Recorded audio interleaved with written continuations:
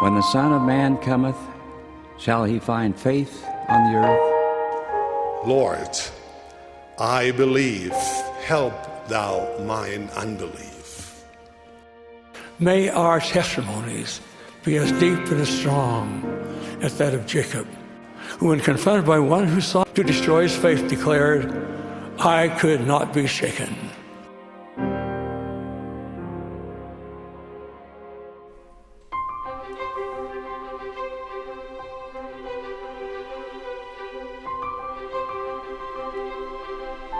From that moment forward, we're ready for Luke chapter 10. And to turn there, where we're going to see a parable, another parable, even more famous than the one we just finished, the parable of the Good Samaritan. How's that for forgiving people that you hold a historical grudge against? How's that for not comparing and ranking people? And well, Jews are above Samaritans, right? And are priests above Levites, right? And is Peter above James and John? And definitely above Judas, right? And how can we get past all of that disputation and contention? Can we come to see one another as children of God and love each other accordingly? Fellow debtors and fellow servants all. That's where we're heading in Luke chapter 10.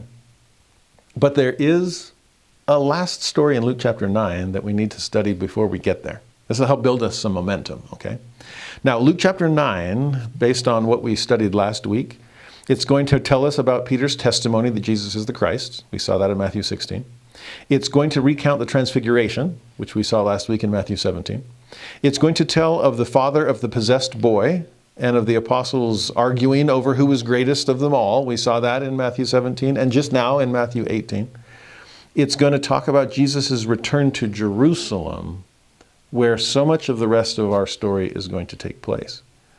But on the journey, this takes place, and we need to see it, okay? Keep this story in mind as we turn to the Good Samaritan in the next chapter, okay? So Luke chapter 9, verse 51, it came to pass, when the time was come that he should be received up, he steadfastly set his face to go to Jerusalem. Now that's powerful language. Now remember, it's the time come he's going to be received up. At the Mount of Transfiguration, what was the discussion he was having with Moses and Elias? The decease that he would accomplish in Jerusalem, right? He comes down and he's point blank, tells his apostles this is going to happen. He mentioned it before in Matthew 16, that I'm going to go and be betrayed and suffer and be crucified and rise again the third day. Now remember, that's when Peter is like, no, far be it from thee. This would never, over my dead body. I'm not going to let it happen. And how does Jesus respond? Get thee behind me, Satan, for thou art an offense unto me. Whew. I can tell how determined Jesus is to meet his rendezvous with redemption. Nothing's going to stand in his way. With all that in mind, do you see the language here? He steadfastly set his face to go to Jerusalem. I'm not going to turn aside, even though this straight and narrow path leads to Gethsemane and Golgotha. Let's go. Now, there's even a verse in Isaiah where he says, I have made my face like flint. I mean, think flint and steel. This makes sparks. It's so unbending. It's just, to have face like flint, that's the face of Jesus Christ. I know where I'm going and nothing will get in my way. So get out of my way, Peter. Let's go. And in fact, we're going to take the shortcut. If it was me, I was thinking about this with Abinadi. When Abinadi tells the wicked King Noah and the wicked priests, you can't kill me till I'm done with my message. Well, if that's true, I'm probably not going to get around to sharing my full message for a while, right? But that's not Jesus. Most Jews, if you're going to go from Galilee up north down to Jerusalem in the south, you would take the long way, even if you were in kind of a hurry, because the short way is passing straight through Samaria, and who wants to go through that? I don't even want any Samaritan dust on my feet. Talk about wiping the dust off, right? That's how they feel about this whole people and this whole this whole place. So you cross the Jordan, you go on the east side, you go down south, across the Transjordan, and then, it's a brutal path. Then you got to go across the Jordan at the lowest spot on the earth's surface, basically, below sea level, and then hike up the mountains to get back to Jerusalem. Man, you're putting yourself through all kinds of extra pain just to avoid those pains in the neck known as the Samaritans. Man. It's one thing for in the racist history of racist America to cross the street, to be on the other side of the street from someone that's beneath you. But to cross the country on the other side of the Jordan, there's some problems here. Now, Jesus is not going to do that for a bunch of reasons. Two of the ones that fascinate me here are, number one, my face is steadfastly set to go to Jerusalem. And I'm not going to slow down my path to pain. The other, I have no problem with Samaritans. We saw that back in John chapter 4, right? The Samaritan woman at the well, she's the first one to hear him proclaim the fact that he's the Messiah. Jesus always has good things to say about outsiders. Well, there was that one Syrophoenician woman, but he changed things after she passed her test, right? So let's go straight on through. Now, here's where the plot thickens. Verse 52, he sent messengers before his face, and they went and entered into a village of the Samaritans to make ready for him. And that's normal. He's going to send people before him to prepare the Passover. It's just like, hey, can you get things set up so by the time I get there, we're ready to go? The problem is, next verse, they, the Samaritans, did not receive him. And here's why. Because his face was as though he would go to Jerusalem. They could just see it right on that flint-like face of his. You're not coming to hang out with us, are you? With the Samaritan woman at the well, he stayed for a while and preached to the people.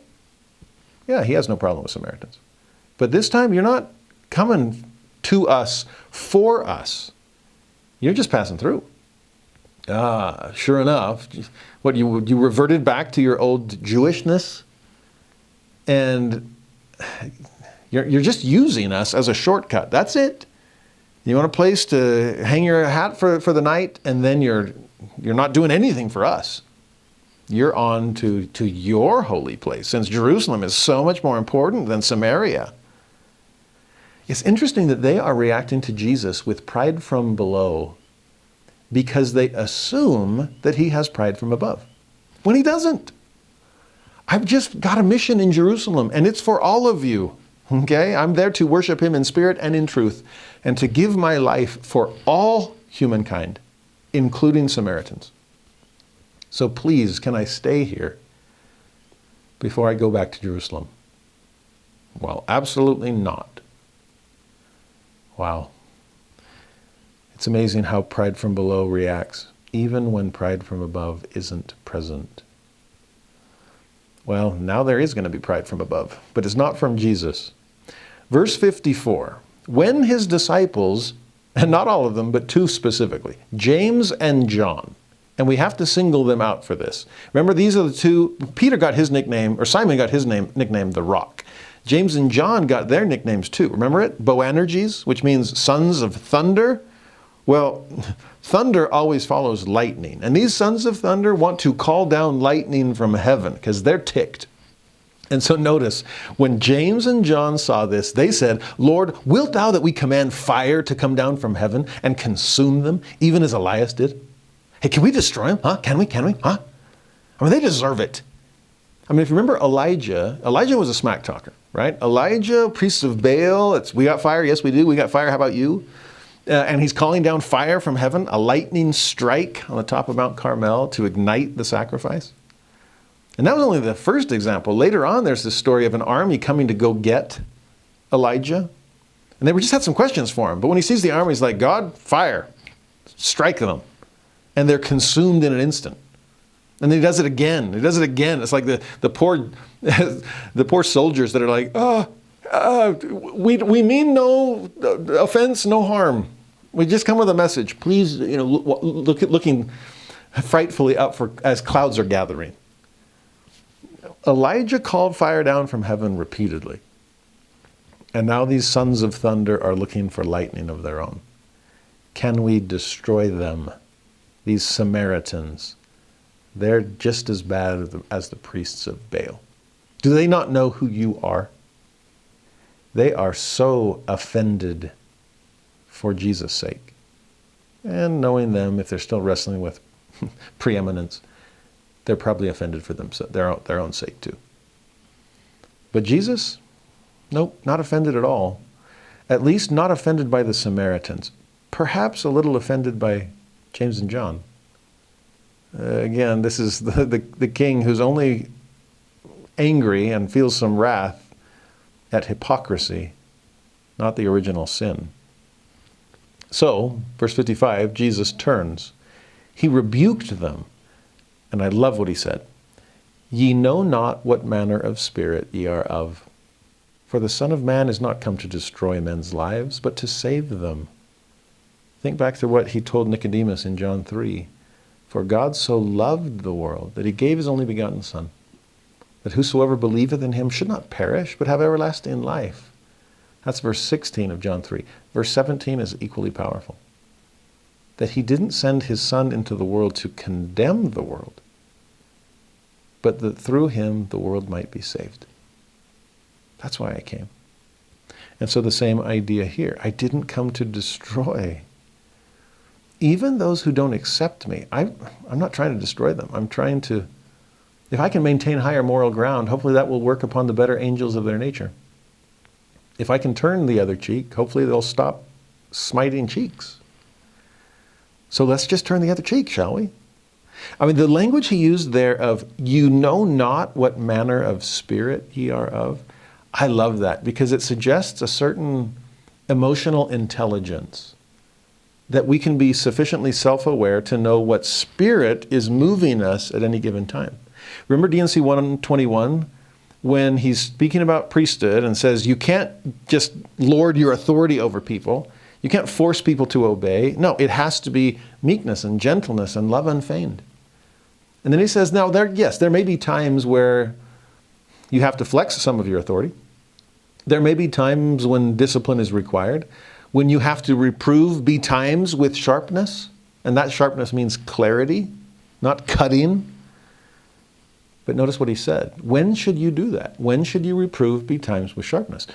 Oh, when moved upon by the Holy Ghost. And then even as soon as you do that, you give them a greater outpouring of love at the end so that they know that you're not their enemy. But what was moving you? What was calling the shots? It was the Holy Ghost the whole time. That was the Spirit that was moving you. Now, sadly, there have been times that I have rebuked unrighteousness. Times where I have reproven betimes with sharpness. When I was moved by something, but it wasn't the Holy Ghost. When the Spirit that I was of, to borrow the language of Luke 9, was the spirit of anger, or the spirit of impatience, or the spirit of frustration, or the spirit of pride, not the Spirit of the Lord. So the next time we're about to act out of any emotion, may we have the emotional intelligence to interrogate that emotion first and ask ourselves the Lord's question, what manner of spirit am I of? If it truly is the Holy Ghost, then yes, move forward with your reproof. Be clear. And then show them more love than ever. And they'll know that you were moved upon by the Spirit and not by anger. But if you know what spirit you are of and it's not the Holy Ghost, then don't act out of that emotion. What should you do instead? Notice what Jesus does. And I love the end of this story. Verse 56 ends with this phrase. And they went to another village. That's it. They just, okay, believe me, I've been doing this since I was in the womb. No room for me at those inns. I'll find some other stable. It's okay. Turn the other cheek and now turn to another village. I'm sure someone else will open their arms. I love how simple that was. There was no passing judgment. It was just go elsewhere. It was go catch the fish and pay the tax. Let's not offend anyone. Let's look elsewhere. And that's what Jesus does. He avoids contention. He avoids disputation. He avoids feelings of superiority. So there's no pride from above, justifying someone else's pride from below. Now with that, Luke chapter 9 then ends with some stories that we've already studied in other Gospels about people coming to Jesus who want to follow him. His response about foxes have holes, but you want to be homeless like me? Or let the dead bury their dead, because we're focusing on spiritual life here. Or don't look back once you put your hand to the plow, because we're only moving forward. Our faces are set steadfastly on the path ahead. So amazing things that end chapter 9, but that all then sets the stage for chapter 10 with its new material that we really need to study. Now in the Matthew versions, all that talk about foxes and holes and plows and dead burials and everything else comes in conjunction with the calling of the 12 apostles. But in the Luke version, it comes in conjunction with the calling of the 70. And that's a priesthood office that only Luke seems to suggest. So it's interesting. What we see here in Luke chapter 10, verse 1 and 2, after these things, with people wanting to follow and so on, after these things, the Lord appointed other 70 also, and sent them 2 and 2 before his face, into every city and place whither he himself would come. Therefore said he unto them, the harvest truly is great, but the laborers are few. Pray ye therefore the Lord of the harvest, that he would send forth laborers into his harvest. That is exactly what Matthew recorded before the calling of the 12. Here it's before the calling of the 70. But think about the order. Jesus is going forth, but he knows that there's more work to do than what he can accomplish single-handedly. So he gathers these 12 apostles. But he knows that there's more work than even the 12 can do. So let's gather these 70. Let's send the apostles out 2 by 2. Let's send out the 70s 2 by 2. Let them all, we're starting to see the kingdom of God begin to spread. And I love the thought, even in our day, of multiple quorums of the 70. D&C 107 says it could be this way. As many as are needful, as the work of as the labor in the vineyard requires. Oh, and I can't remember what are we up to, like 10 or 11? I lose track of the 70s and the number of quorums of the 70, which is a great problem to have. That lets us know that the kingdom really is expanding and quickening and picking up speed. But you get the same sense happening here. But I also love what he said. You're all going to go 2 by 2 before my face. And wherever you go, it's whither he himself would come. It's kind of like sending those apostles before him to prepare a place to stay in Samaria. Well, these 70s are going forth to prepare places for Jesus to come in their wake, which ought to tell us something. Sadly, I wonder if we've gotten so used to general authorities that we take them for granted. And when it's time for our stake conference, we immediately ask ourselves, well, who's coming? And if it's not an apostle, if it's only a 70, we're kind of disappointed. That's sad. Can we not receive little children in humility, like we saw at the beginning of this week's lesson? To be blessed with the presence of a 70, as suggested by these verses at the beginning of Luke 10, the coming of a 70 is a preview of the coming of Christ. I have friends and mentors that serve in the quorums of the 70. And whether those are general authority 70s that we hear from in conference, general conference, or area 70s that we hear from in state conference and elsewhere, that's a preview of the coming of Christ. In their attributes, in their actions, in their desire to serve, in their self-sacrifice, I'm so amazed at the goodness of these good men. And when they come, I get a sense that the Savior is waiting in the wings to follow in their footsteps. have we been sufficiently prepared for his coming by the way we respond to the coming of one of his servants? That's a question worth pondering before every conference.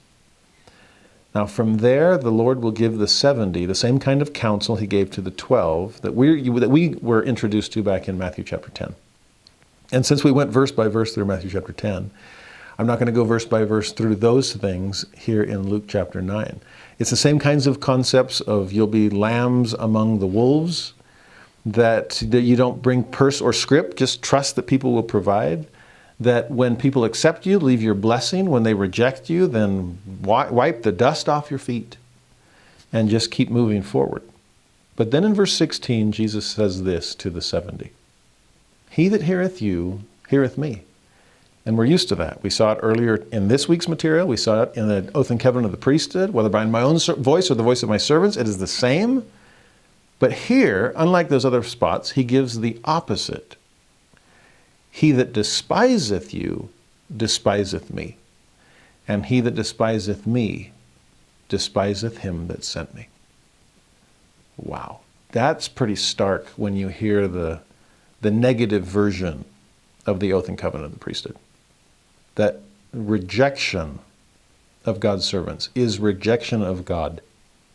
Despising. That's some strong stuff. So are we willing to settle for a 70? We better.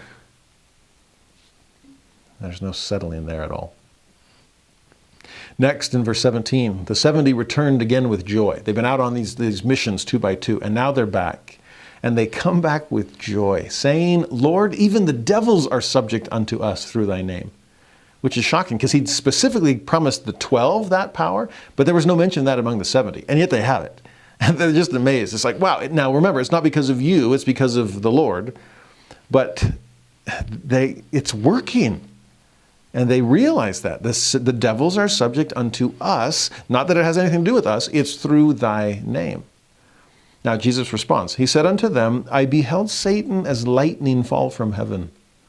Behold, I give unto you power to tread on serpents and scorpions, and over all the power of the enemy, and nothing shall by any means hurt you. Interesting what he says there. It's like, of course you can cast out devils. I cast out the devil himself. And so these minor exorcisms on earth, that's just an echo of what happened in premortality when I escorted the prince of devils himself out of the presence of God. Satan fell like lightning. And those that are following in his footsteps will eventually fall like lightning themselves. Scorpions, serpents, you'll have power over them all. You remember what Isaiah said, no weapon formed against thee shall prosper. That is the heritage of the servants of the Lord. No wonder they seem so unfazed by the opposition that seems to swirl all around them. Next, in verse 20, though, the Lord says, notwithstanding, so despite all this power that you have through me, notwithstanding in this, rejoice not. I'm glad you came back with joy, but don't be joyful of the fact that, hey, look what I can do to the adversary. No, that's pride on your part. So don't rejoice that the spirits are subject unto you, but rather rejoice because your names are written in heaven. So no pride in greater power than over evil, but joy in being considered good enough to be with God. That he's aware of you. That God would listen to little old me when I minister in his name. That's amazing. That's something worth rejoicing over. Now, speaking of rejoicing, look at verse 21. In that hour, Jesus rejoiced in spirit. And I'm so glad he did, because we've seen a lot of sighing lately, right? Just worried, will anybody be able to pick up where I leave off when I'm gone? Well, these 70 are giving me hope. And so he is rejoicing in spirit. He said, I thank thee, O Father, Lord of heaven and earth, that thou hast hid these things from the wise and prudent. The JST says, from them who think they are wise and prudent, which is so much more accurate. None of us are really wise or prudent. We just think we are. And if you do think you are, then he's going to hide these truths from you and instead reveal them to the worthy. He says he has revealed them unto babes. Or if we want to follow the same track of the JST from earlier, those who consider themselves babes before God. The humble, the childlike that we met earlier today. He reveals them to those type. Even so, Father, for so it seemed good in thy sight. Here's the Son trusting the Father's will as usual. All things are delivered to me of my Father, he then says. And no man knoweth who the Son is but the Father, and who the Father is but the Son, and he to whom the Son will reveal him. In other words, the only way to really know the Son is through the Father, or at least through the Spirit that the Father sends, and vice versa. The only way to really know the Father is through the Son. If you've seen me, you've seen him, he'll later tell Philip. I think it's beautiful that in this moment, this little pause before we get to the parable, is a moment of joy for Jesus. And his joy is expressed in gratitude to God. And this relationship he has with God, that I reveal him to my followers, he reveals me to his followers. We have each other's backs, just like Jesus has the back of his servants. Now, at that point, verse 23, he turns unto his disciples and said privately, Blessed are the eyes which see the things that ye see. For I tell you that many prophets and kings have desired to see those things which ye see, and have not seen them, and to hear those things which ye hear, and have not heard them. We saw that same idea back in, Matthew 12 or 13? To reiterate it here with Luke's help, what glorious times you 70 live in. What glorious times we live in, surrounded by so many 70s, to see the work of the Lord accelerating around the earth. Oh, we ain't seen nothing yet. But what we are seeing are things that prophets from the past prophesied of, rejoiced in, held out hope for. Will we live up to those promises? Now, part of that is going to be living the first great commandment and honoring God. But part of that also is going to be better living the second great commandment. And that's what the Lord gets at in the parable that then takes us almost to the end of this chapter. Verse 25, Behold, a certain lawyer stood up and tempted him. Now, a lawyer, this is an expert in religious law. In the scriptures, they're often called scribes. Same thing. Anytime you see a scribe, that's a lawyer. You see a lawyer, that's a scribe. And they know their stuff. There's precedent for everything. And what chapter and verse can I point to? Now, if he knows the scriptures so well, no wonder he stands up to tempt Jesus. Now, the Greek for that word tempt can also be translated as test or to try. I mean, I'm an expert in the law. I wonder if Jesus is. How well does he know his scriptures? I mean, he says he's only here to fulfill it, but I don't know. It kind of looks like he's destroying it on occasion. So let's test him. And here's the test. He says, Master. And the Greek there can also mean teacher. But maybe he's wondering what Jesus is teaching. Is it true or is it false? But this is what he asks the master teacher. What shall I do to inherit eternal life? Now, if it's the test and a trial of Jesus' knowledge, that suggests that this lawyer knows the answer himself already. Just wants to know, I wonder if Jesus really knows his stuff. And I love what Jesus does because he turns the question right back on him. Jesus said unto him, well, what is written in the law? How readest thou? I love he turns the question back on him. You are a lawyer after all, right? You should know. Why are you asking me? You know chapter and verse. Well, what chapter and verse do you want to quote to me here? And the man has some. Verse 27, he answering said, Thou shalt love the Lord thy God with all thy heart, and with all thy soul, and with all thy strength, and with all thy mind, and thy neighbor as thyself. And Jesus says to him in response, Oh, well done. Thou hast answered right. This do, and thou shalt live. Well done, lawyer. You know your two great commandments. Jesus himself is going to quote them again later in Matthew chapter 22. But for this lawyer, this scribe, you know your Deuteronomy chapter 6, verse 5. Well done. That's love God with all your heart, mind, and strength. And you know your Leviticus 19:18, which is love your neighbor as yourself. I mean, we think of those as New Testament laws. No, they're Old Testament laws. Okay? And those who know their Old Testament know that. This man did. But did he do Or did he just know? Because I love what the Lord says. You're right. You know your stuff. Act on it. This do, and ye shall live. Life does not boil down to a Jeopardy game. It's a day of discipleship. What will you do based on what you know? Now, you can't say something like that to a lawyer and not have him respond with something to try to, wait, I'm here to test you. Why are you turning the tables on me? And so, verse 29, he, willing to justify himself, and the Greek there means to render just or innocent. He's looking for some kind of loophole so he won't look guilty if he's not doing these things. So, okay, let's circumscribe kind of the letter of the law that we're discussing here. And he says to Jesus, and who is my neighbor? Okay? Fine, you called me on it. Now, I'm supposed to love God with all my heart, might, mind, and strength. Well, for all you know, I am. But loving neighbor, if I just set a trap for one, if I'm trying to scandalize Jesus and see how much he knows, okay, guilty as charged. Well, maybe not guilty as charged. How can I remain innocent looking? Ooh, let's narrow our definition of neighbor until it becomes so small that I can offend and scandalize and despise just about anyone. But, my next door neighbor. this one, then it reminds me of, you remember when he talked about the tradition of the fathers versus the commandments of God, and you're holding to this so you can chuck the other, and you're designating things Corban. Oh, that's sorry, Mom and Dad, can't help you with that. That's meant for God. And I'm sure I'll pay it up to him eventually. Same kind of problems here. So how do I earmark, if I'm earmarking things meant for others as Corban just for God, that constricts things? Well, am I earmarking neighbors as non-neighbors so I don't have to love them as myself? My wife has the opposite problem, which means there's no problem. I always joke with her about this because she refers to everyone in our entire neighborhood as our next door neighbor.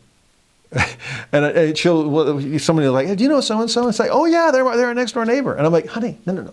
Next door is really specific. We only have 2 next door neighbors. Well, I guess a third if you want to call the family right behind us, over the fence.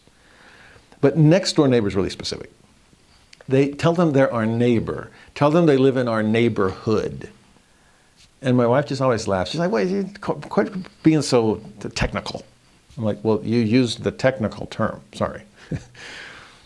So what I love about my wife, again, don't ask her for directions about who lives nearby us, because you'll get lost, okay? Or everyone will come to the 2 people alongside us, and that's not who you're looking for, okay? But spiritually speaking, I absolutely love my wife's tendency to throw the circle wide to the point that, if every neighbor is a next door neighbor, then every human being is a neighbor as well. This lawyer is trying to do the opposite. Let's confine. My wife wants to expand. So does the Lord. And so he expands here. He's going to teach from verse 30 to 35 the parable of the Good Samaritan. I counted them, and there are only 165 words in the version we have in the King James. But it's amazing how much mileage Jesus could get out of a brief message. I have the opposite problem. I give you way more than 165 words. Sorry, not sorry. But here are the 165 words Jesus gives. Starting in verse 30, Jesus answering said, a certain man, and by starting with that phrase, we don't know anything about him, nor do we need to. This is every man. This is John Doe or Jane Doe. This is anyone, including you or me, okay? Just a certain man who went down from Jerusalem to Jericho. Pay attention to the direction here. He's going down. Here's a descent from Jerusalem, which is the holy city, down to Jericho, which, that was the first Canaanite city to fall in the conquest, right?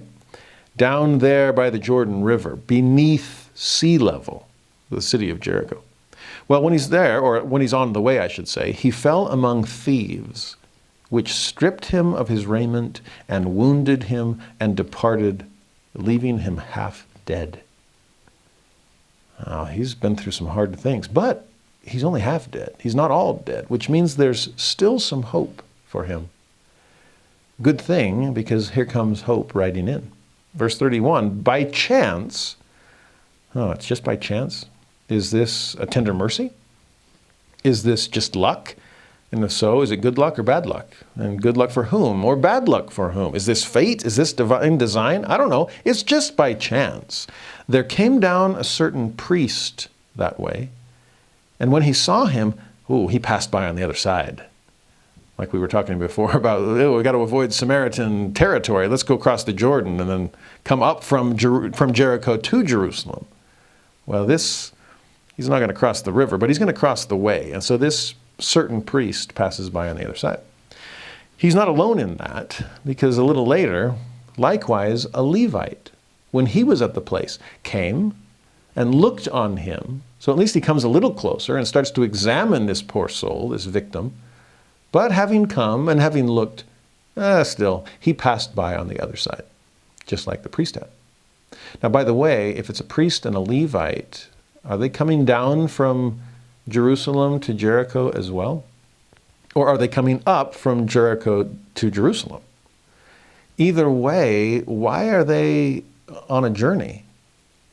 Well, the way the temple ran, we saw this with Zechariah, that you don't stay at the temple all the time. You hope that sometime in your life, your lucky lot is drawn. And so as there are priests and Levites throughout the kingdom of Israel, when it's their turn to serve in the temple, they come running. Now, has this priest and this Levite, are they on their way to Jerusalem to go serve in the temple? Or have they just finished their service in the temple and they're going back home somewhere around Jericho? Either way, there does seem to be some suggestion that their journey is indicative of temple service, because that's what priests and Levites are for. They're God's servants. They took the place of the firstborn. They're supposed to look out for everyone else. They have their own birthright and a responsibility that goes with it to all those around them, including travelers, including the wounded, the suffering. But I gotta rush on to the temple. Or, I already paid my dues at the temple, and now it's time to go back home and rest. Either way, they do nothing for this poor man, but someone else does. But a certain Samaritan, Jesus says. And you can picture his audience, his lawyer, shuddering with the word. As he journeyed, came where he was, where this man was, this victim. And when he saw him, he had compassion on him. Compassion. The thing the king had for the servant that owed him 10,000 talents. The thing the servant didn't have for his fellow servant that only owed him 100 pence.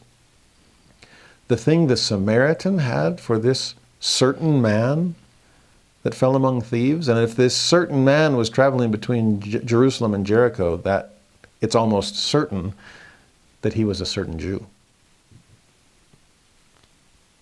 And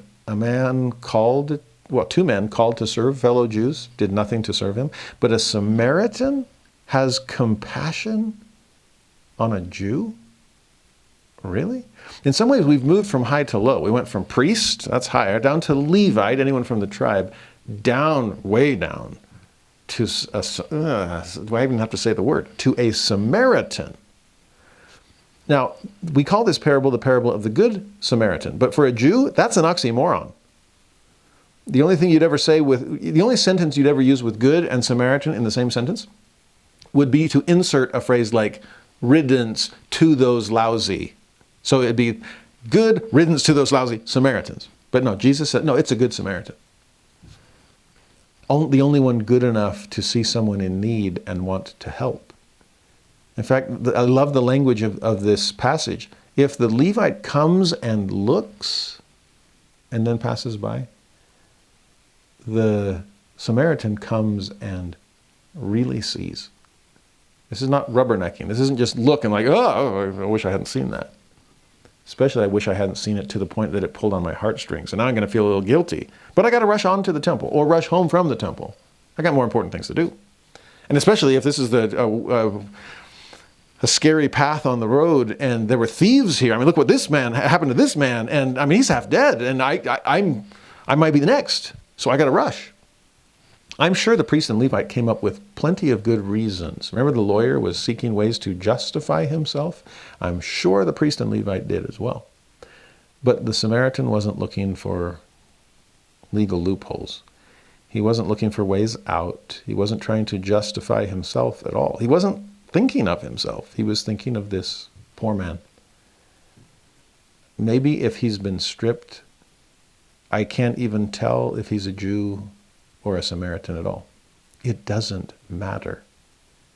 He's a fellow human being in need.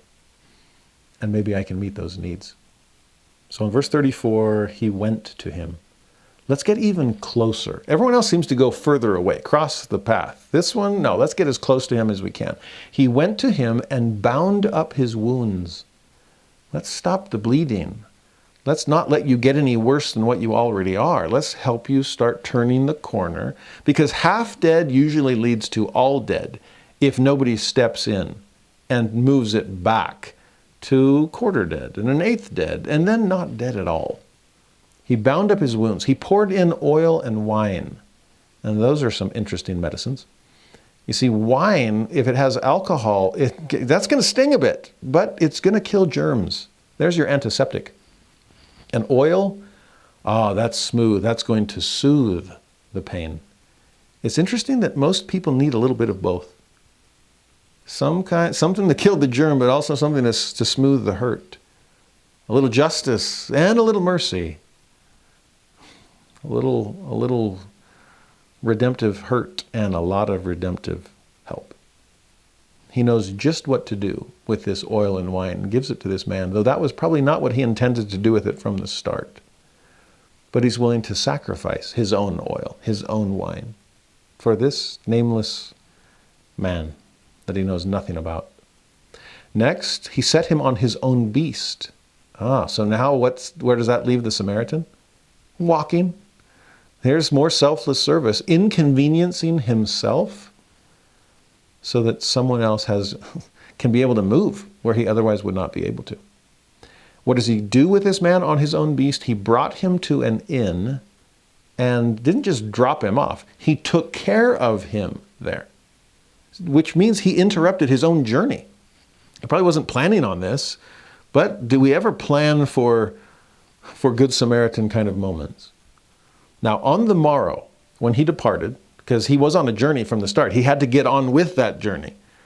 But knowing that it takes more than a day or a night to heal a half-dead man, he next takes out 2 pence, so 2 days' worth of earnings, and gave them to the host of this inn, and said unto him, take care of him. And just in case the 2 pennies isn't enough, because I have no idea just how bad it is for this man. I did what I could, but I don't know how much more is going to be required.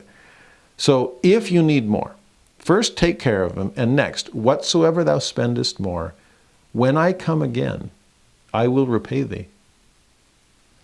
When I come again? It seems like a dangerous road. Well, I'm willing to traverse it more than once. Come back to an inn where you know you have a debt, or at least you fear you might? Well, yeah, I'm not trying to get away with anything. I'll come back and pay. And notice he doesn't establish some kind of limit. It doesn't say, this is 2 more pence than I planned on spending on some stranger. It might not be enough to cover his needs, but you got to cap out at like 5 pence or 10 pence. He doesn't even cap it out at 10,000 talents. Whatever it takes, this man needs help. And whatever help I can't offer, I'm going to make sure he receives.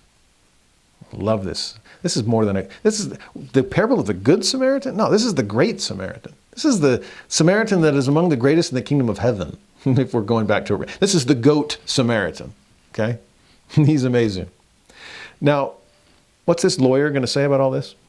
The law of Moses, remember where they kept saying, the law of Moses says you can't heal on the Sabbath. And Jesus is always responding like, the law of Moses says you can take a sheep out of the mire on the Sabbath.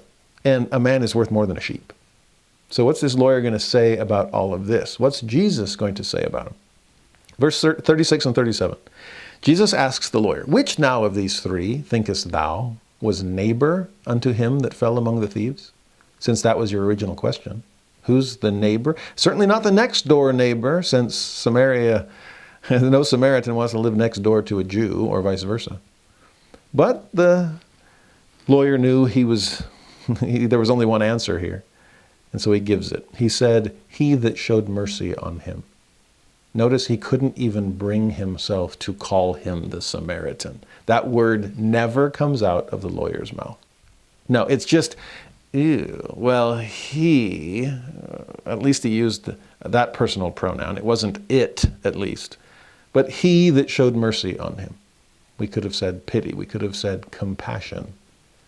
Whatever the word, Jesus then says to the lawyer, go and do thou likewise. Again, it's not enough to know the right answers. You've got to do the right things. And in your case, lawyer, it's not looking for loopholes whereby you can constrict your definition of neighbor just enough to leave most people on the outside of it. No, it's to see certain people as true neighbors and to establish no limits to what you're willing to do for them. No wonder this parable is so world famous. No wonder we all know it so well. But to borrow again from Jesus, how good are we at doing it? That's the question. It's actually a question that was asked by a man during the civil rights movement named Clarence Jordan. I love this guy. Years ago in grad school, we were studying different versions of the Bible, and we looked far and wide for not just things like the NIV or the NASB or the KJV or things like that. We found all kinds of versions, and the one that captured my imagination was one called the Cotton Patch Bible, and it was translated by Clarence Jordan. Now, Clarence Jordan was a Baptist, born and raised in the rural South in Georgia, and he was born in 1912. That's about the time period of the KKK. There's some strong racism in the Deep South, and Georgia was Deep South. And Clarence Jordan was a white man, but also a Christian man. And he was confused why his fellow white Christians couldn't act Christian toward the blacks all around them. He grew up on a farm, and within 100 yards of his farm was a prison chain gang. And most of the prisoners were African American. And they were kept in cages. And as a young boy, he just would see them and really see them for their humanity. And just couldn't make sense. How do I reconcile racism with Christianity? My neighbor seemed to have no problem with it. But Clarence Jordan had a problem with it. Well, when he was old enough to go to college, he went and ended up getting... This is an interesting crossbreed of interests. He got a bachelor's degree in agriculture. I mean, you're growing up in the rural South, you're going to farm. And he did. He created a farm later on after graduation. His bachelor's was in agriculture. His PhD, yes, he got one, was in New Testament Greek. No wonder his farm, he named koinonia, which is the Greek word for community. You see, what he created was a communal, interracial farm in the rural South during the civil rights period. This guy had guts, and he needed them. The KKK came and threatened him. There was all kinds of these acts of violence against his farm, but he just kept on farming. And the weeds he was trying to pull were the weeds of racism. Can you see why I love this guy so much? Well, with his PhD in New Testament Greek, he translated the New Testament. But not into any old English. He translated it into the language of the Deep South, racism and all.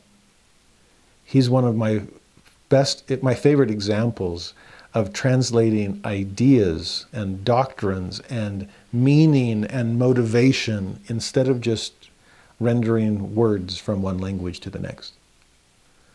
Because when he translated the parable of the Good Samaritan, he turned it into the parable of the good black.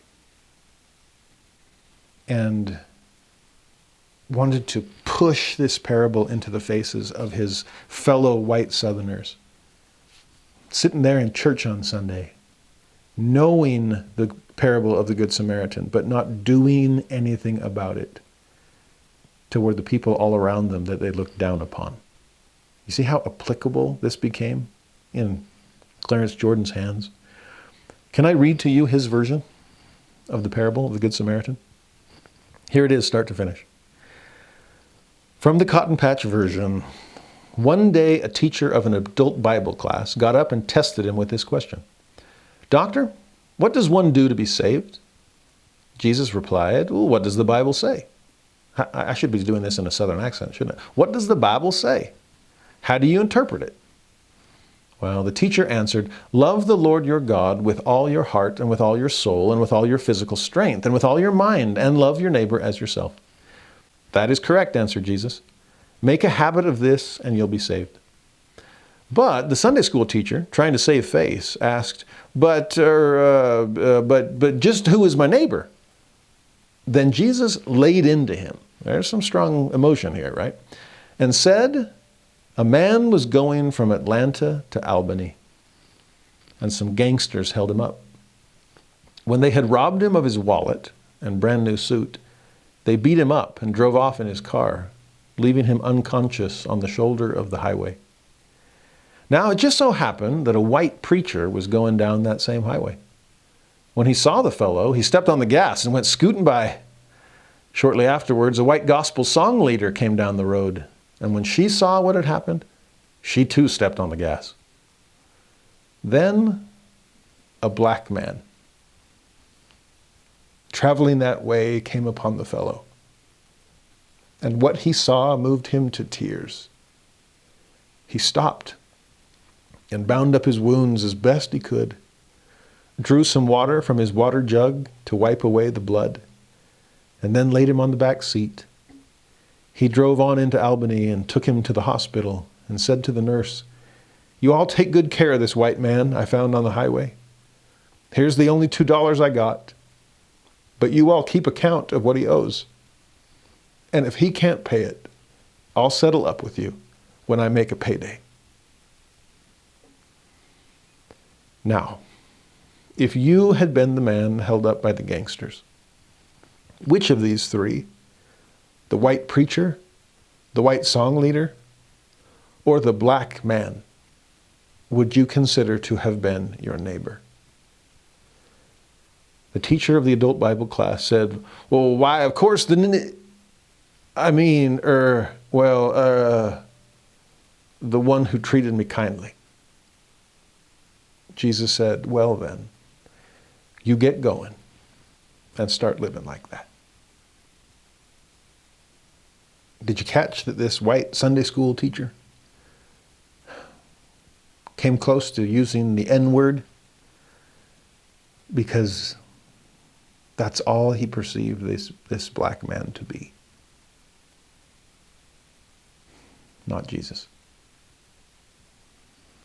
To look past color barriers and past ethnic barriers and religious barriers, to stop disputing and contending and comparing and competing, to stop offending and despising, to start seeing people for who they really are. Go and do thou likewise.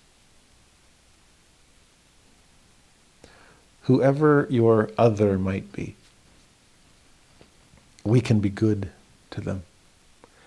We can be better than we have been to them. That's what Jesus is asking us to do.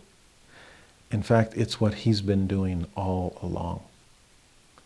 I've said this before, just like a picture is worth 1,000 words, a symbol is worth 1,000 lessons. And so these parables, which are symbolic stories, they're worth 1,000 lessons too. We saw the one Jesus told the lawyer. We saw the one that Clarence Jordan told his fellow Southern whites. Do we also see the one, though, that Jesus is telling us as far as the big picture plan of salvation? For this, we owe Jack Welch, or John W. Welch, if you want to get technical, former editor of BYU Studies, the discoverer of chiasmus in the Book of Mormon, a really smart Latter-day Saint. He showed this from several cathedrals, Catholic cathedrals in France. And it struck him because he was looking at one of these cathedral windows, the stained glass windows, and saw that there were, the story of the parable of the Good Samaritan was laid out in glass. Right? So many of the parishioners in the Middle Ages were illiterate, plus the Mass was in Latin, so they weren't going to understand it either way. And so for them, their Bible study was Pictionary. And they were taught visually from the stained glass windows. And there you see the parable of the Good Samaritan played out before you. But above those were another set of windows that were meant to follow along in parallel. And it was the fall of Adam and Eve and the atonement of Jesus Christ. And Brother Welch just, what is the connection here? And the deeper he dug, the more he was blown away by the deeper meaning of the parable of the Good Samaritan. It was really in more modern times that people started to limit their understanding of this parable just to do a good turn daily, like the Boy Scouts are supposed to, and care for those that are all around you. Be a good Samaritan. That's important. It's essential. But throughout much of early Christianity, they saw this not just as some kind of moral tale, but as an allegory. So it wasn't just morality, it was allegory that was being taught here. And there was an allegorical reading of the parable of the Good Samaritan that taught the plan of salvation in incredible ways. Origen was one of the earliest of the Christian fathers. Had some incredible insights into premortality, for example, and a lot of other doctrines that were lost later in the apostasy. But this was his summary, or his explanation, allegorical interpretation of the parable of the Good Samaritan. Origen said this: "The man who was going down is Adam. Jerusalem is paradise, and Jericho is the world." And that's a pretty amazing connection, since Jerusalem is the city of God. It's at the high point of the mountain, but Jericho is down beneath sea level. Talk about descent into a wicked world. So Jerusalem is paradise, Jericho is the world. The robbers are hostile powers. So many different types that we run up against that end up stripping us of our raiment, right? Our premortal glory. So the robbers are hostile powers. The priest is the law, and the Levite is the prophets. So there's ancient Judaism and their priorities, law of Moses, the law and the prophets. And the Samaritan is Christ. That tells us something, not just in terms of the goodness of Christ, this good Samaritan, but also how people tend to look at him. A man of sorrows and acquainted with grief, someone that we despised and rejected. The Samaritan is Christ. Origen continues, the wounds are disobedience. So often these are self-inflicted, though there's other problems from the hostile powers as well. The beast is the Lord's body, that he would lift us and carry us himself. The pandokium, and that's the word he used for that inn, he calls it a stable even, but that place that he brings the man, which accepts all who wish to enter, is the church. That's a great parallel. Where would Jesus take the sufferers? To his church. Trusting the innkeeper would be the type of person that would do anything required to help them. And then further, Origen says, the 2 denarii, the 2 pennies that he's going to pay, mean the Father and the Son. That's an interesting insight. Now, again, if the coins show the head of Caesar on them, and there's 2 coins, and so there's 2 men that are being shown, well, this is the Father and the Son. They look identical, like Father, like Son. The manager of the stable is the head of the church, to whom its care has been entrusted. And the fact that the Samaritan promises he will return represents the Savior's second coming. That's beautiful.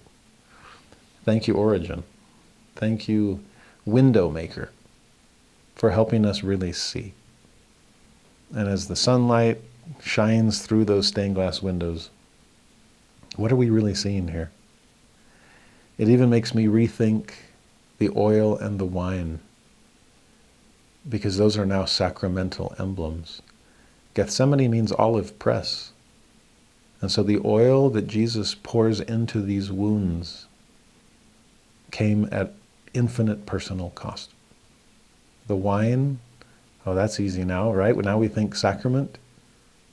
As Jesus trod the winepress alone and bled from every pore, and take this wine in remembrance of my blood, which was shed for you. I even wonder about the clothing, because if this man was stripped of his raiment, the covering he had, then though it's not mentioned in the parable, one would expect that this good Samaritan, willing to use his own oil and his own wine and his own beast and his own money, probably removed his own robe and covered this man's nakedness in the robes of his own righteousness. The parallels to the plan of salvation are unmistakable once we have eyes to see. And I pray that we can not just see, but do. To be good innkeepers. To make sure there's always room at the inn for anyone that Jesus sends our way. I do trust that he will more than make it up to us when he returns. What a masterpiece. What a way to end chapter 10 of Luke. But that's not where it ends. We have one more story, and in some ways it's a perfect aftermath, perfect echo of some of the lessons learned in the parable of the Good Samaritan. But this is no parable. This is not just a story. This is an actual event. And it involves two of my favorite people in the New Testament, a pair of sisters, Martha and Mary. To see their story, it's a brief one. We see from chapter 10, verse 38, just a few verses until we get to the end of the chapter. But let's meet these two wonderful women that we'll get to know even better when we get to John chapter 11 and see them alongside their brother, Lazarus. But verse 38, now it came to pass as they went, and the they is Jesus and his apostles. Okay, remember, he's always surrounded by crowds, so we don't exactly know how big this crowd happens to be, but they're all going, they're all traveling. And as they went, that he entered into a certain village, and a certain woman named Martha received him into her house. And she had a sister called Mary, which also sat at Jesus' feet and heard his word. Now, we just met these two sisters. Did you catch what order we met them in? We always seem to talk about Mary and Martha. Well, originally it was Martha and Mary. And good to put Martha first, since it is her house that this event is taking place in. And that wasn't just a word slipped in there by Luke, because later in the John account of the raising of Lazarus, we'll see again that it's Martha's house. In fact, there's a JST of it. So even by revelation, the Lord wanted to make sure that everyone knew, there's no confusion, this is Martha's house we're talking about. Mary lives there, Lazarus lives there. Anytime he's in Jerusalem, Jesus and his disciples tend to live there too. She's the equivalent of the Shunammite woman from the Old Testament. Remember, anytime Elisha comes by, the Shunammite woman is like, you know, honey, I love this prophet. I'd do anything for him. Anytime he comes into town, we should let him stay under our roof. Let's carve out a little space for him to stay. And so he does. And that's Martha here, aware of the physical needs of people she cares about and will do anything to meet those needs. Sound a little like the Good Samaritan? This is a good woman, a good hostess. She's the type of person I would trust with the inn, so that anyone wounded, she probably wouldn't even take the man's 2 pennies. And you certainly don't owe me anything when you come back. Let me just take care of this. Martha is as good as gold.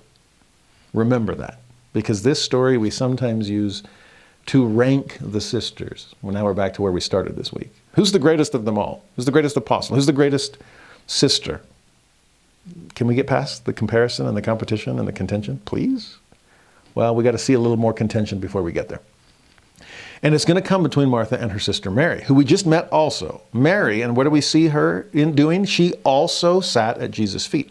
Also means there were other people sitting at his feet. A lot of the paintings you'll see, it's Jesus and Mary and Martha. No, you got to pack the canvas with other people. People among whom Mary is sitting, but people whom Martha is worried about serving. Okay? Have we painted the picture here? Now, verse 40, and we need to go line by line here, phrase by phrase.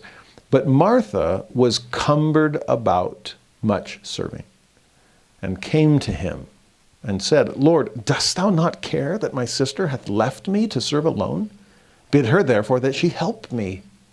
Now, phrase by phrase. Martha was cumbered about, much serving. The New International Version of that reads, she was distracted by all the preparations. Sound like a hostess? The Contemporary English Version says she was worried about all that had to be done. Yeah, I would be too. The word cumbered, by the way, comes from a Greek term that literally puts together the term for to pull or to draw and the word for around. Some even translate the idea as dragging something around. And that's how she's feeling. Have you ever been so stressed, so swamped, so buried that you just seem to be dragging things all around you? Or you feel like you're the one being dragged around by all the responsibilities that are weighing you down? That's Martha to a T. And it's hard. It's heavy. No wonder section 66 of the Doctrine and Covenants gives us this brief counsel. Seek not to be cumbered. Yeah, don't try to be dragged about by your to-do list. This is hard stuff. Now, the word here used for serving, she was encumbered about much serving, comes from a Greek word that sounds a little like this. Diakonian.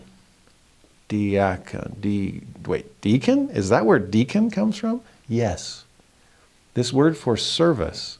In this case, it's more of a temporal service. Oh, that makes sense for deacons.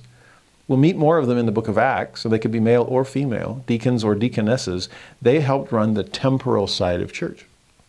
No wonder deacons is the initiatory office within the Aaronic priesthood, since it's the Aaronic priesthood that deals with the temporal side of the church.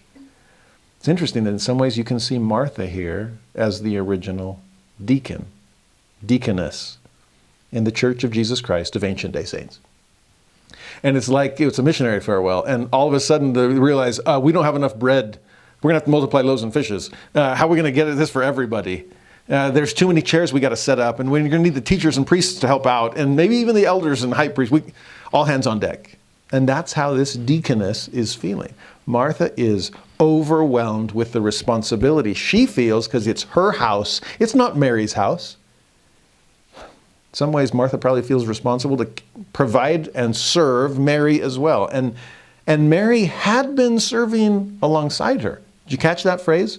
When she goes and says to Jesus, you got to tell my sister, don't you care that she's left me to serve alone? Oh, she left me, which means she had been with me before, serving alongside.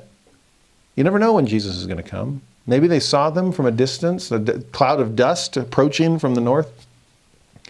And, oh no, that's a lot of dust, which means it's probably a lot of hungry mouths. And remember what we saw with the loaves and fishes. These apostles and Christ are so busy, they never have enough leisure so as to eat, which means they're probably going to be hungry, and we better start multiplying our loaves and fishes right now. And scrambling to get things ready. And then Jesus comes in the door. And he and his apostles sit, and Jesus keeps teaching, and Martha keeps serving. But Mary leaves her sister to join her brethren and to join Jesus. And Martha struggles with that. What's interesting here, she wants her sister's help. She had it before. She no longer has it now. She wants it back. But she doesn't go to her sister. Maybe she was trying to behind Jesus, look, hoping that she would catch Martha's attention, get over it. Instead, she goes to Jesus and maybe whispers in his ear, tell Mary to come back and help. I can't do this all by myself.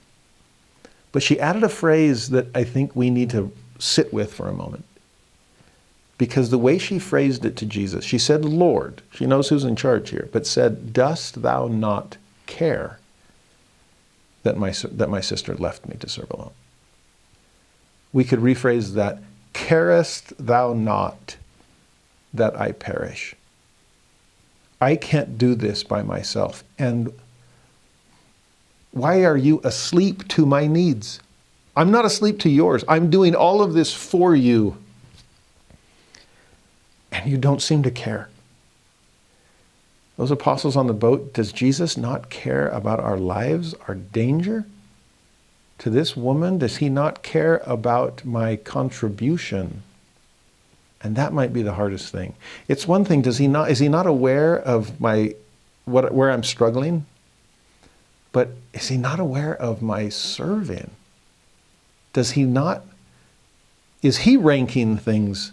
And my calling isn't as lofty as someone else's, so he probably doesn't even care about what little I do. Dost thou not care? That's the real issue. How does the Lord feel about what I'm trying to do for him? Now, verse 41, Jesus answered and said unto her, Martha, Martha, thou art careful and troubled about many things. And again, it's worth it to go word by word. The first word was Martha, and he said it twice. Why twice? And what's his tone? That's the hard part. Without emojis, we don't know how we're supposed to read our texts, right? So without some director notes here, how did Jesus say it? Was he equally frustrated with she? Was he matching her emotion?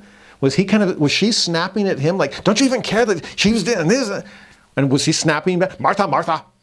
I doubt that. That's last on my list. I actually even wonder, the tone, was it one of concern and comfort and consolation? Martha.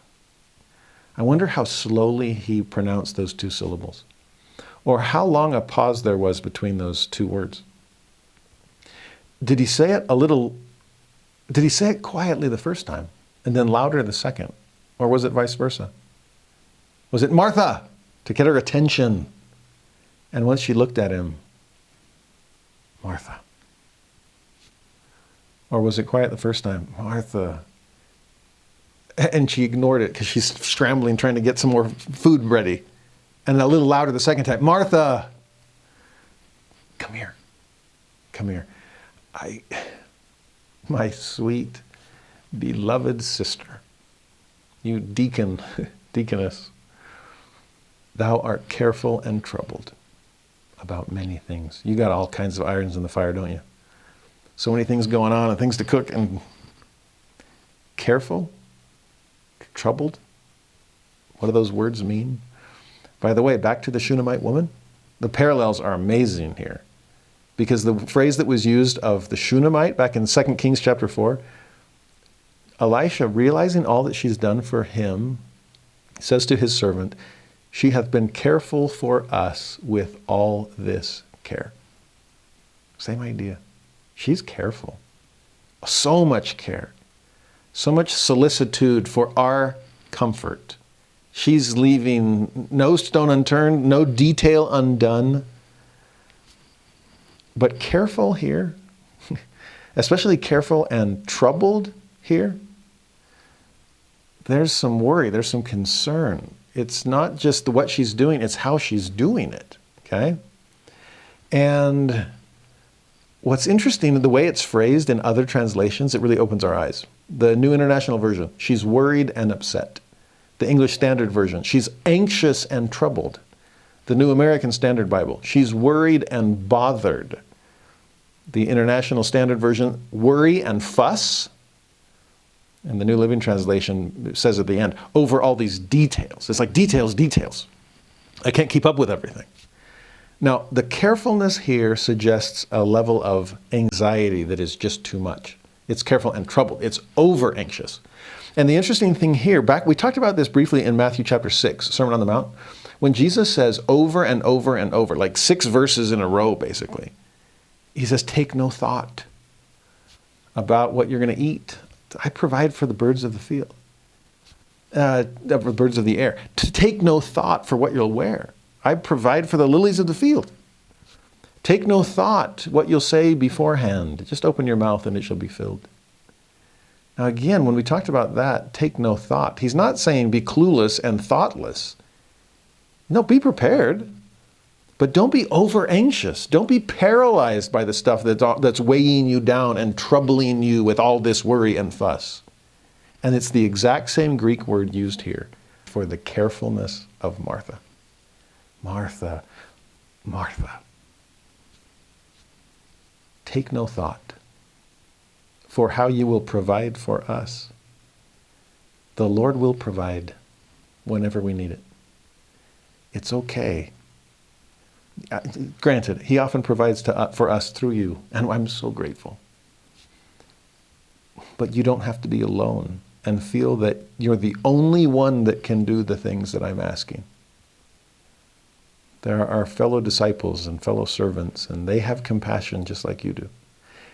Maybe you should have a little more compassion for your sister. After all, this being troubled, are you troubled about me and our needs? Are you troubled about your sister? Do you want to get your sister in trouble? Is kind of what I'm asking. Because Martha, you started this whole thing. I didn't say anything against you. I wasn't complaining like, Martha, Martha, where's the food? No, I didn't say anything to you or anything about your sister, or no complaints, no comparison on my part. You made the comparison and turned it into some kind of competition and came to me with your complaint. A little bit of criticism there about your sister's choice. You're troubled. The words there can suggest disturbed and terrified and panic-stricken. It can be that strong. The Greek word is sometimes used to describe crowds in a frenzy. Or later in the book of Acts, it will describe a city that's in an uproar. Maybe she's trying to keep her cool on the outside, but on the inside, that's what Martha is feeling. An uproar, a frenzy, careful, troubled, over anxious. Martha, Martha, it's okay. We're okay. Mary's okay. You're okay. It's all good. Then verse 42, such a famous passage. But one thing is needful, Jesus says to her. Just one. And Mary, your sister that you're comparing yourself to, hath chosen that good part, which shall not be taken away from her. You see, that's the problem. You were trying to take it away from her. You were comparing yourself and competing with her and wanting to stop her from making the choice that she made. You thought your choice was better. And up until the point I got here, it probably was. I'm sorry I didn't send servants ahead. I tried that with the Samaritans. It didn't go so well. It would have gone better with you. And forgive me if I didn't give you enough advanced warning. And you were scrambling and Mary was scrambling alongside you. But once I came, did you not see I'm not scrambling and I'm okay? If we need to wait a little longer for dinner, in fact, we're happy to help.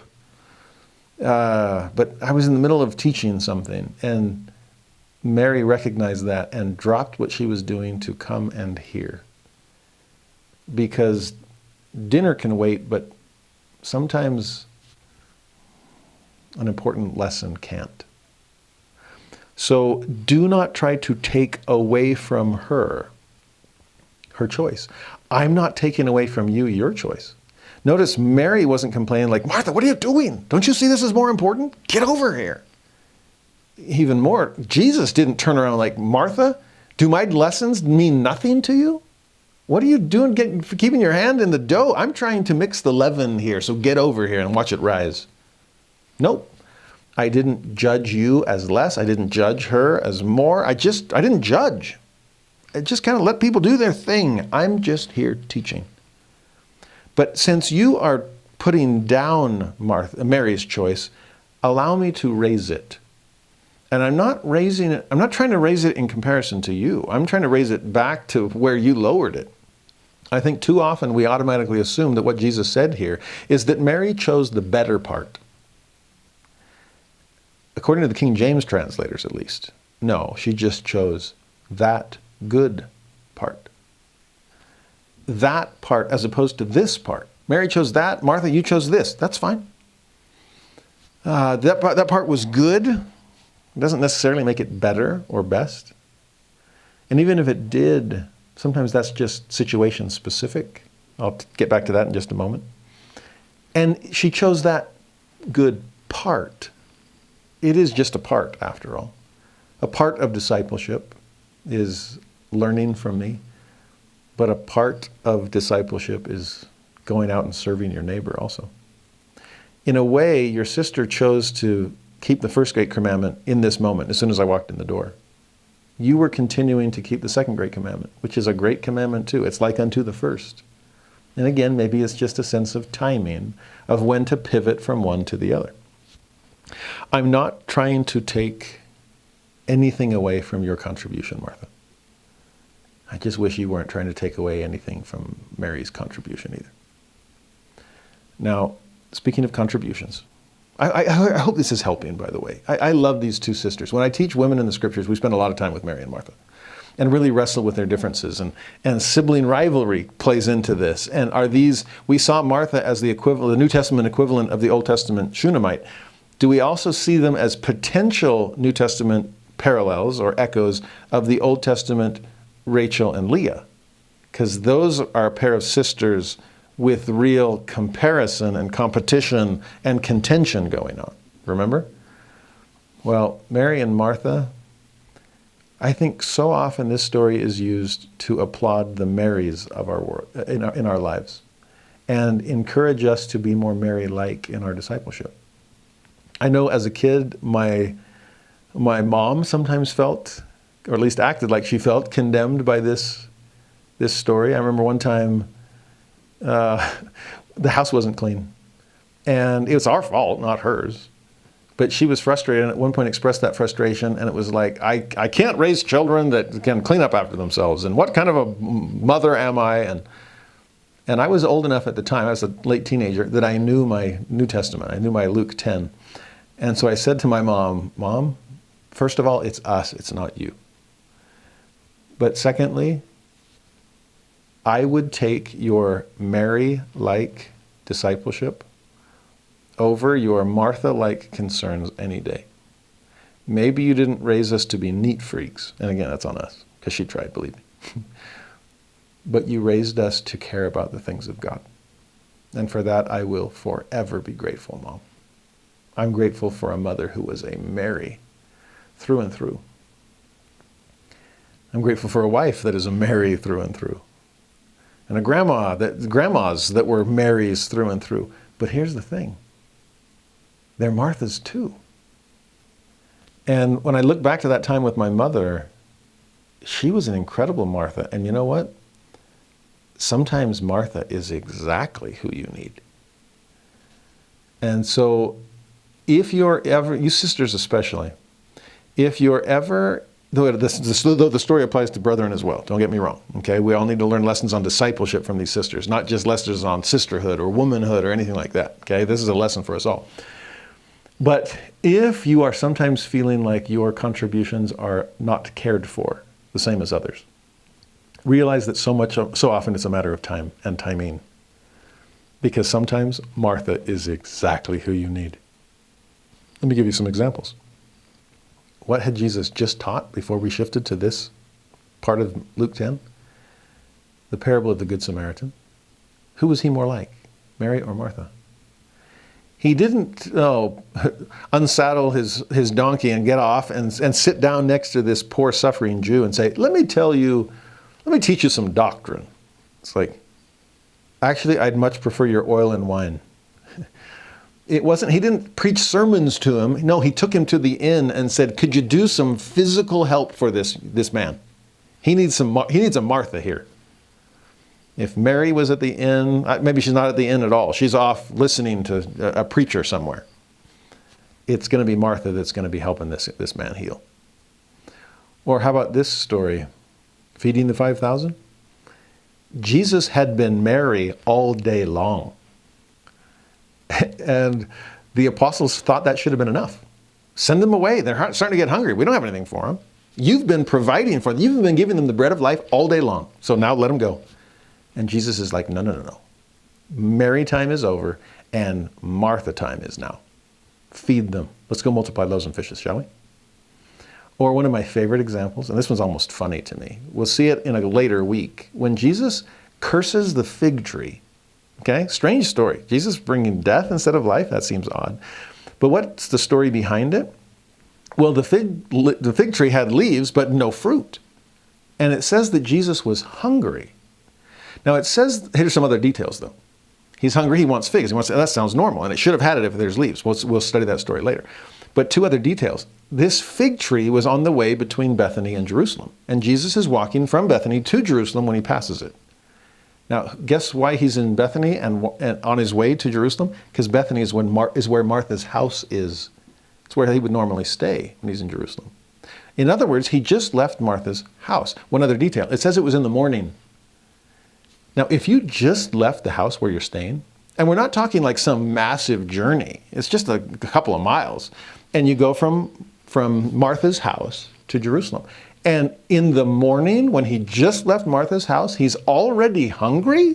That's where I scratch my head and go, Martha, where was breakfast? Why is Jesus hungry already when he's just like a mile away from your house? And I just laugh sometimes. I picture Martha, if she ever wanted to get snarky, waking up in the morning and just sitting on the stone floor or there in the dirt or on a chair somewhere when it's breakfast time. And Jesus comes up and the apostles are rubbing their eyes and hey, Martha, what's for breakfast? And she just smiles and says, the bread of life. You got a lesson for me? Now again, Martha is not snarky like I've just painted that picture. But I do wonder where breakfast was that day. Was Mary in charge? And it was just, I'm here to learn. Like I said, there are times that Martha is exactly the disciple that we need. And usually that will be situation specific. This is a chance for me to say, as I so often do, that we have to prove contraries. And one of the reasons that I love these sisters so much is they're a perfect pair of contraries themselves. And like we talk about the difference between form and function, we kind of see some of these differences here. We see the difference, the contrary between the temporal and the spiritual. That Martha was at this point concerned with the temporal, when Mary at this point was concerned with the spiritual. You can even do a contrary between the Aaronic and Melchizedek priesthood, since Aaronic is more temporal and Melchizedek ordinances are more spiritual. It's really interesting. It makes Martha the poster girl for the Aaronic priesthood and Mary the poster girl for the Melchizedek priesthood. Fascinating. Martha is the deaconess, after all, right? To borrow the Greek word. Maybe I can just boil it down to this. Sometimes love is more important than a lesson. Sometimes helping does more than hoping. Sometimes a casserole is more helpful than a class. This is hard for me to say as a teacher, but it's true. Sometimes a piece of bread goes further than a priesthood blessing. Maybe the person before you needs your fast offerings more than just your fasting.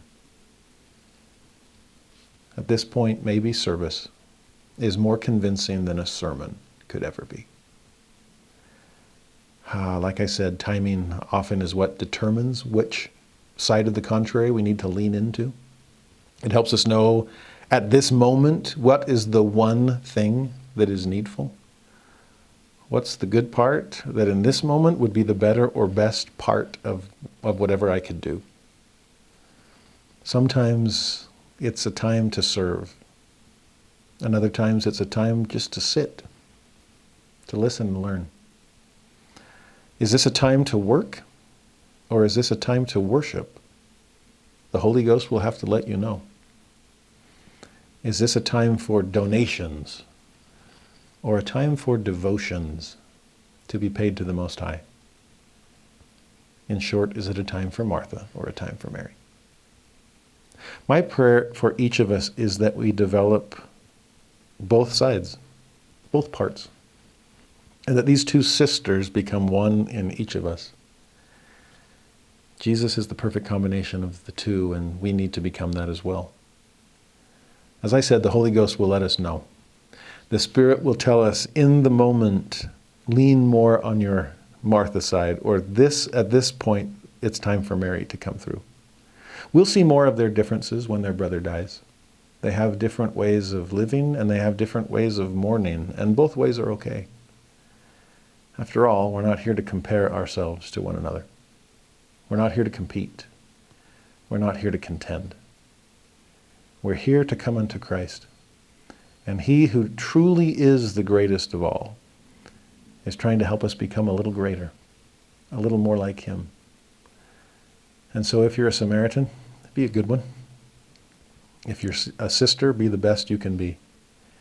If you're a disciple, come unto Christ and stop comparing yourself to whatever any other disciple chooses to do. The race, Elder Holland has said, is not against each other. It's against sin. And through the Savior Jesus Christ, we can overcome it. I testify of that. I testify of him.